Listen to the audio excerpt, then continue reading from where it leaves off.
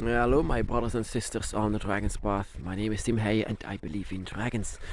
And I also believe in dragon gods. And I even believe that some of us, my brothers and sisters, including myself, have dragons by their side. Also dragon gods and dragons that used to live in flesh and blood, that are eternal spirits, that are guardians, that I call. So yeah, my guardians and my gods that I ever met was Tiamat, Organa. She is the goddess of the earth, and Leviathan. He is the goddess of the waters, but also the god of the void, and the god of a lot of things actually. Leviathan is just the god of many things, many things. But yeah, I sometimes I wish that I have met more gods, even though in the beginning when I started to meet dragon gods, it felt so powerful, and every time that I ever met a dragon god, it changed me in many ways than one, more than ways than one. But I learned that I never had a connection with other dragon gods, such as Quetzalcoatl, and I loved to meet him, because Quetzalcoatl is said to be the dragon of compassion, but also the dragon of wisdom. He was the wisest of the dragon gods, and I always wanted to let him, that I would feel him. And Fafnir, of course, is supposed to be the strongest one, the one that knew how it was to live here on earth, because he was born like us. He was the more that you can rely on as the one that's supposed to live here on earth. And so he's transformed into a god once he was killed by Siegfried.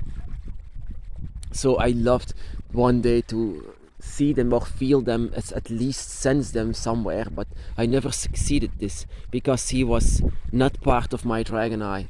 Actually, Leviathan was also not part of my dragon eye, but he thought differently. He wanted to know who I was, and he wanted to leave something of him behind. He had a reason, and like I said, whatever he wants to do, he does. But Quetzalcoatl, that is something totally different. A lot of us are awakened by Quetzalcoatl, but his energy is just the same as Tiamat's. It's draconic. It's very much draconic. We must understand, my brothers and sisters, that all of the dragon gods are embodiments of nature, and that is why I still see them as the number one being, because they are responsible for all the life that we have. Of course, all of these religions see something human as that is some kind of a human, or maybe a human hybrid, as the creator of all life. Well, I didn't, and neither does these people who worshipped the dragon gods, and in every corner of the world. But yeah, I love to one day to meet them, the dragon gods, but I'm afraid that it won't happen. And that is also a very good idea.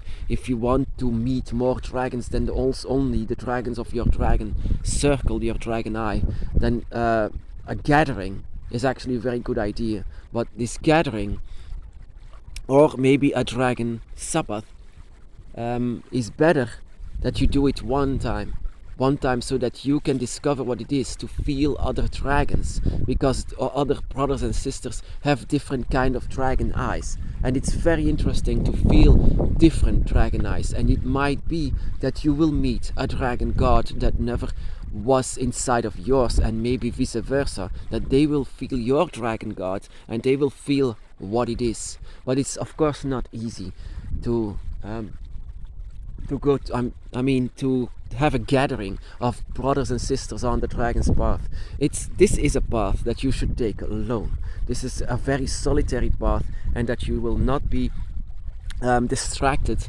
by other people who say what you have to do, because that is another point. There cannot be a leader to say what you have to do, because dragons respond very bad to this. They respond like, I'm not supposed to do what you're about to say that you're going to say to me. I'm not your slave, I'm not your pet, I will not do this. It's not because you have a draconic energy that you are the boss over me. No, it's not It's not about this. And you need to understand, my brothers and sisters, you can never evolve into something like this. You can never evolve or learn to be a dragon priest. You can always be a support of your brothers and sisters, like I'm trying to do, but you can never be a leader. You can never be above. That you need to understand that you always stand next to them and not above them, so you cannot guide them. The only guide that they have and will need is their dragon. And their dragon is something that you don't know. And that is why it's very interesting to come together. That you will feel what it is to have a complete different dragon eye. Yet you will feel it. You will feel it a lot. Because this feeling will let you say how different the power of Quetzalcoatl is in comparison of the power of Tiamat. It's different. It's so different. I sometimes had these energies when I even write on the internet, and some people, my brothers and sisters, write to me back or somewhere that has a connection with me. I could already feel the different kind of draconic energy that you have in comparison with mine. It's so different. It's not going to be stronger, it's not going to be lighter, it's going to be equally, but and also draconic, very much draconic, but it's different. Your path is going somewhere else, just like these rivers. It's going to be somewhere else that your path is going. Also a difficult path as well. And that is why Dragon Sabbath is very interesting. If you have the opportunity to do this, and do it one time, because I can guess if you come together that it will be that you are a bit socially awkward, because that is most of the time that the people on the Dragon's Path are, as well as me. That we cannot actually be a leader, because we will be like, yeah, what's next? What will we do? What must we do? And your dragon will say nothing, just nothing. Actually, I don't know. So yeah, that will be very interesting. Also interesting is that you will feel the dragon gods with them. You will feel not only the guardians but the dragon gods.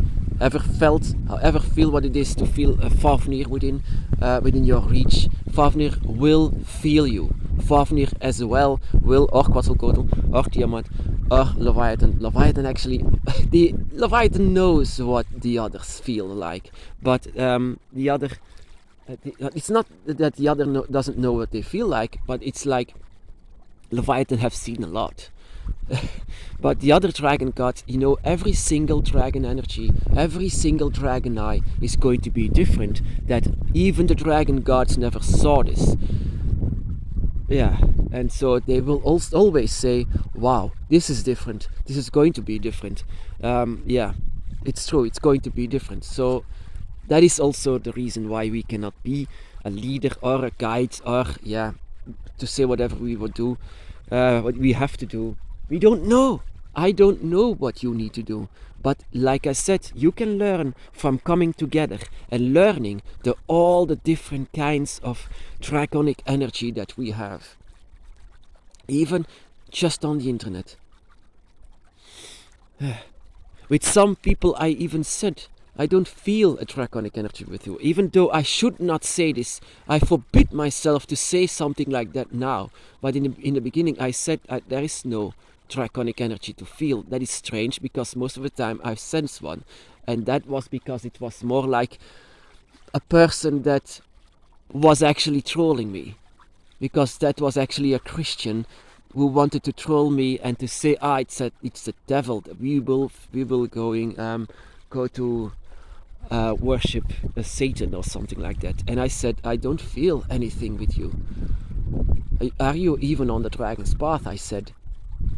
Yes, of course I'm on the dragon's path. But he was saying like, let's involve Satan in our group. And I said, I try to feel your draconic energy, and I don't sense anything. Most of the time I can sense everything. When someone's writing to me, the words has energy. The words that come from their mind has energy. It's light, but I can feel it. I can feel Quetzalcoatl. I can feel Fafnir. I can feel every single dragon god or guardian in the words that they say. I don't feel it with you. But I forbid myself to say something like this now, because I can have it wrong. Maybe I don't sense it because it's very light, that they don't, that they were not touched that much. And it was just my flaw that I could not feel them. So I forbid myself to say something like that. But yeah, Dragon Sabbath to say it. A Dragon Sabbath is very interesting, but it's just a gathering, just a dragon witches gathering, so that we can learn how it is to feel different kinds of draconic spirits, draconic energies. That is just the meaning of this. A Dragon Sabbath is being held in ancient times, a long time, and it was also held with blood commitments to each other. I would not do this with each other, but they did. They did, to honor the dragons and to honor the spirits of it.